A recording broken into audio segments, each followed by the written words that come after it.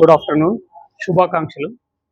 ఈరోజు ఇక్కడికి అనంతపురం రావడం ప్రధాన ఉద్దేశం ఏంటంటే హార్ట్ సంబంధించినటువంటి గుండె జబ్బులలో వచ్చినటువంటి అధునాతన చికిత్సా విధానాలు గురించి తెలియజెప్పడం, అట్లాగే కొన్ని ప్రివెంటివ్ ఆస్పెక్ట్స్ అంటే అవి రాకుండా మనం ఎటువంటి జాగ్రత్తలు తీసుకోవాలి అనేది తెలియజెప్పడానికి వచ్చాను. ఎందుకంటే ఈ మధ్య మన భారతదేశంలో కూడా బీపీ కానీ, షుగర్ కానీ, కొలెస్ట్రాల్, ఓవర్ వెయిట్, స్మోకింగ్ ఇట్లాంటివన్నీ మనం ఎక్కువగా చూస్తున్నాం. దీనివల్ల ఏంటంటే గుండె జబ్బులు, ముఖ్యంగా కరోనరీ ఆర్టరీ డిసీజ్ అనేది ఎక్కువగా అవుతుంది.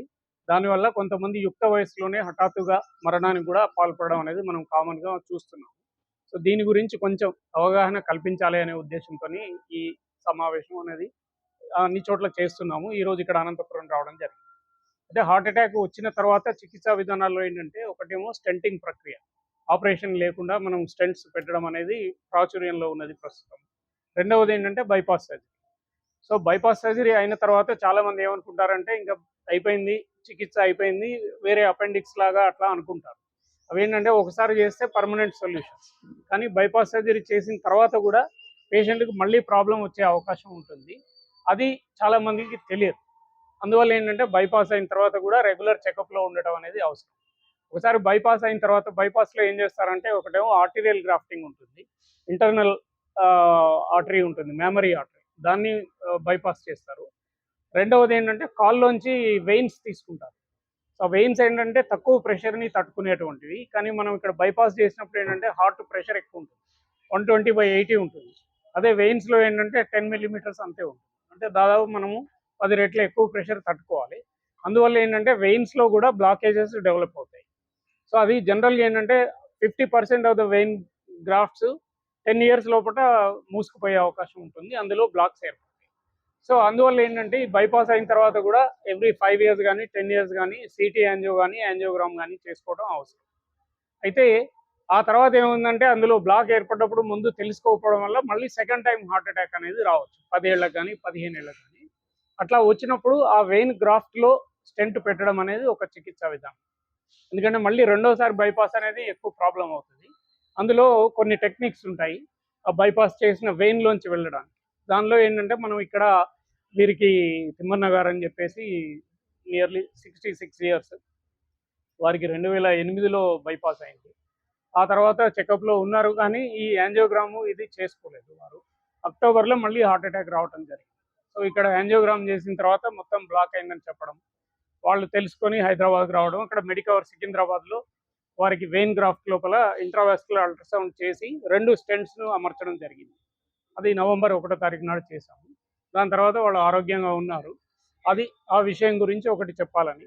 దాని తర్వాత బైపాస్ అయిన తర్వాత కూడా రెగ్యులర్గా యాస్పిరిన్, తర్వాత క్లోపిడోగ్రెల్, ఈ ఏవైతే బ్లడ్ థిన్నర్స్ ఉన్నాయో అవి వాడటము, కొలెస్ట్రాల్ అదుపులో పెట్టుకోవడము, అట్లాగే వేరే రిస్క్ ఫ్యాక్టర్స్ ఏమైనా ఉంటే, ఉదాహరణకి బీపీ కానీ షుగర్ కానీ ఉంటే అవి అదుపులో పెట్టుకోవడము, every yearly once at least checkups చేసుకోవడం అనేది అవసరం. సో ఈ విషయం గురించి కొంత అవగాహన కల్పిద్దామనే ఉద్దేశంతో ఈ సమావేశం చేశాము. అంతేకాకుండా మెడికవర్ హాస్పిటల్ అనేది సికింద్రాబాద్లో ఇప్పుడు ఒక 6 months బ్యాక్ స్టార్ట్ చేశాము. మనకు ఇండియాలో 25 బ్రాంచెస్ ఉన్నాయి. అందులో అధునాతన చికిత్సా విధానాలన్నీ కూడా మనం చేస్తున్నాము. కాంప్లెక్స్ ప్రొసీజర్స్ అన్నీ కూడా అక్కడ చేయడం అనేది జరుగుతుంది. సో ఈ ఉద్దేశంతో ఈరోజు మనం మాట్లాడడం జరిగింది.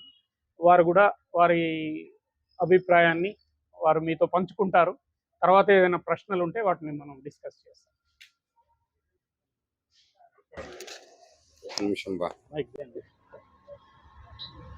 అయితే సో ఇప్పుడున్న పద్ధతుల్లో ఏంటంటే ఎక్కువగా బైపాస్ సర్జరీ అవసరం లేకుండానే చాలా మటుకు స్టెంట్ ప్రక్రియ ద్వారా చేస్తున్నాము. ఆ స్టెంటింగ్లో కూడా ఇప్పుడు కొత్తగా వచ్చినటువంటి డ్రగ్ కోటెడ్ స్టెంట్స్ ఉన్నాయి. వాటిలో ఇప్పుడు 4th generation drug coated stents ఉపయోగిస్తున్నాము. అంతేకాకుండా కరోనరీ ఇమేజింగ్ అనే ప్రక్రియ కూడా ఉంది. ఇందులో ఏంటంటే కరోనరీ ఆర్టరీ లోపలే ఒక కెమెరా పంపించేసి దానిలో ఆ నరం యొక్క వ్యాసం ఎంత ఉన్నది, దానిలో లెంత్ ఎంతవరకు దాని మేరకు కూడిక ఉంది, స్టెంట్ సైజ్ ఎంత, ఇట్లాంటివన్నీ తెలుసుకునే అవకాశం ఉంది. అంతేకాకుండా లేటెస్ట్గా ఇప్పుడు ఓసీటీ అనేది వచ్చింది, ఐవాస్ అనేది ఉంది. ఓసీటీలో కూడా ఆర్టిఫిషియల్ ఇంటెలిజెన్స్ ఉపయోగిస్తూ మనం ఏదైతే కెమెరా పెట్టి రన్ తీసుకుంటామో ఆటోమేటిక్గా దానిలోనే ఎడ్జ్ డిటెక్షన్ అయిపోతుంది. ఏ సైజు స్టెంట్ కరెక్ట్గా వేయాలి, ఎంత లెంత్ వేయాలి అనేది కూడా మనకు వచ్చేస్తుంది. సో దానివల్ల ఏంటంటే correct size of stent, correct length వేయడం వల్ల ప్రాబ్లమ్స్ అనేవి తగ్గుతాయి. ప్రొసీజర్ చేసేటప్పుడు కూడా ప్రాబ్లమ్స్ రాకుండా మనం సులువుగా చేయొచ్చు, క్షేమంగా పేషెంట్కి చేయడం అనేది జరుగుతుంది. అంతేకాకుండా ఈ మధ్య ఏంటంటే ఎక్కువ వయసు ఉన్న వాళ్ళు కూడా చాలామంది వస్తున్నారు. ఎందుకంటే ఇండియాలో ఏజ్ అనేది పెరిగిపోయింది. మన లైఫ్ ఎక్స్పెక్టెన్సీ పెరగడం వల్ల వాళ్ళు కూడా ఎక్కువ క్యాల్సిఫైడ్ డిసీజ్ ఉంటుంది. అంటే ఆ గుండె నరం పైన కాల్షియం డిపాజిట్స్ ఉంటాయి. ఒక్కొక్కసారి అవి లోపల కూడా చొచ్చుకొని వస్తాయి అన్నమాట. సో కాల్షియం ఉన్నప్పుడు ఏంటంటే అది ఒక స్టీల్ రింగ్ మాదిరిగా ఉంటుంది. సో దానిలో మనం స్టెంట్ కానీ బెలూన్ కానీ పెట్టినప్పుడు ఆ రింగ్ ఎక్స్పాండ్ అవ్వదు అనమాట. సో దాన్ని బ్రేక్ చేయడానికి కూడా మనకు కొన్ని పరికరాలు అవసరం. అయితే అన్ని హాస్పిటల్స్లో అవి అందుబాటులో ఉండవు. అట్లాగే ఆ చికిత్సా విధానంలో కూడా మనకు తగిన నైపుణ్యం అవసరం. సో అందులో ఉదాహరణకి రోటాబ్లేటర్ అని కానీ, లేకపోతే లేజర్ కానీ, తర్వాత ఇప్పుడు ఐవీఎల్ బెలూన్స్, ఇట్లాంటి కొన్ని పరికరాలు ఉంటాయి. అవన్నీ కూడా మనకు అందుబాటులో ఉన్నాయి. అవన్నీ చూసుకొని చేస్తే ఏంటంటే ప్రొసీజర్ చేసేటప్పుడు రిస్క్ అనేది ఉండదు. అది చాలా ఇంపార్టెంట్ అన్నమాట. దాని గురించి మనం స్టడీ చేసుకొని అవి నేర్చుకొని ఆ టెక్నిక్స్ చేయడం వల్ల బెనిఫిట్ అవుతుంది పేషెంట్కి. ఇవి రెగ్యులర్గా అయితేనే ఉంటాయి సార్ బైపాస్. లాస్ట్ 30 years నుంచి నేను ట్రైనింగ్లో ఉన్నాను. అమెరికాలో 3 ఏళ్ళు చేసి వచ్చాను. దానివల్ల ఏంటంటే ఇటువంటి కాంప్లెక్స్ ప్రొసీజర్స్ బాగా చేయడం అనేది జరుగుతుంది. అయితే అవన్నీ చేయాలంటే ఏంటంటే మనకు ఒక ప్లాట్ఫామ్ కావాలి. ఈ ఎక్విప్మెంట్ అన్నీ అందుబాటులో ఉండాలి. అవి మనకి ఇప్పుడు మెడికవర్ సికింద్రాబాద్లో అన్ని ఎక్విప్మెంట్స్తో పాటు పెట్టడం అనేది జరిగింది. అయితే ఇంకొక విషయం ఏంటంటే అందరూ కూడా మనం ఇండియాలో ఇప్పుడు 25 years నుంచే హార్ట్ అటాక్ పేషెంట్లని మనం చూస్తున్నాం. సో అందువల్ల ఏంటంటే యువత కూడా ఏంటంటే ముఖ్యంగా ఏవైతే రిస్క్ ఫ్యాక్టర్స్ ఉన్నాయో అవి కంట్రోల్ చేసుకోవాలి. డయాబెటీస్ కానీ, లేకపోతే కొలెస్ట్రాల్ ఉందా, బీపీ ఉందా, ఇవన్నీ ఏంటంటే కేవలం ఒక చిన్న రక్త పరీక్ష ద్వారానే మనం తెలుసుకోవచ్చు. సో అవి ఉన్నప్పుడు వాటికి తగినట్టుగా అందరికీ మందులు కూడా అవసరం లేదు. లైఫ్ స్టైల్ మోడిఫికేషన్ అవసరం. అంటే డైట్ కంట్రోల్ కానీ, ఎక్సర్సైజ్ కానీ అవి చేసుకోవడం వల్ల కొంతవరకు తగ్గించుకోవచ్చు. ఎవరికైతే హై రిస్క్ ఉందో, అంటే వాళ్ళ ఫ్యామిలీలో ఎవరికైనా 40 years లోపలే ఎవరికైనా హార్ట్ అటాక్ రావడం కానీ, సడన్ కార్డియాక్ అరెస్ట్ కానీ ఇట్లాంటివి అయినప్పుడు సింపుల్గా సిటీ కరోనరీ యాంజియోగ్రామ్ అని ఒక టెస్ట్ ఉంటుంది. ఇందులో ఏంటంటే నరంలో కాంట్రాస్ట్ ఇంజెక్షన్ ఉంటుంది. ఒక 8 సెకండ్ల లోపలే సిటీ స్కాన్ రొటేట్ అయిపోయి హార్ట్ పిక్చర్స్ తీసుకుంటాం. అందులో ఏమైనా బ్లాక్స్ మొదలవుతున్నాయని తెలిస్తే కనుక కొన్ని మందులు, స్టాటిన్స్ కానీ, లేకపోతే బ్లడ్ థిన్నర్స్ కానీ వాళ్ళకు పెట్టడము, రిస్క్ ఫ్యాక్టర్స్ ఏమైనా ఉంటే మాడిఫై చేసుకోవడం జరుగుతుంది. సో దానివల్ల ఏంటంటే మనం 5 ఏళ్లలో వచ్చేదాన్ని ఒక 10 ఏళ్ళు, 15 ఏళ్ల వరకు రాకుండా మనం ప్రొలాంగ్ చేసుకోవచ్చు.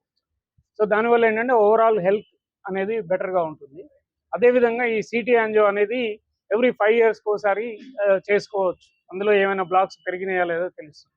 ముఖ్యంగా ఎవరికైతే రిస్క్ ఫ్యాక్టర్స్ ఎక్కువ ఉన్నాయో, అంటే డయాబెటీస్ కానీ, హై కొలెస్ట్రాల్ కానీ, లేకపోతే high blood pressure, over weight, smoking, ఇట్లాంటి వాళ్ళకి ఫ్యామిలీ హిస్టరీ నేను చెప్పినట్టు 40 years అబోవ్ ఉన్న వాళ్ళు అది చేసుకోవడం అనేది బెటర్. అట్లాగే బైపాస్ అయిన తర్వాత కూడా ఎవ్రీ 5 years లేదా స్టెంట్ అయిన తర్వాత 5 yearsకి ఒకసారి అది చేయడం వల్ల ఆ బైపాస్ గ్రాఫ్ట్స్ ఎట్లా ఉన్నాయి, అవి పనిచేస్తున్నాయా లేదా, వాటిలో ఏమైనా బ్లాక్స్ ఏర్పడ్డాయా, అట్లాగే స్టెంట్ అయిన తర్వాత స్టెంట్ ఎట్లా ఉంది, స్టెంట్ లోపల ఏమైనా బ్లాక్ వచ్చిందా అనేది మనం ముందుగానే తెలుసుకోవడం జరుగుతుంది. దాన్ని బట్టి తగినటువంటి మందులు కానీ, అవసరమైతే మళ్ళీ ప్రొసీజర్స్ ఏమైనా చేయాల్సి రావచ్చు.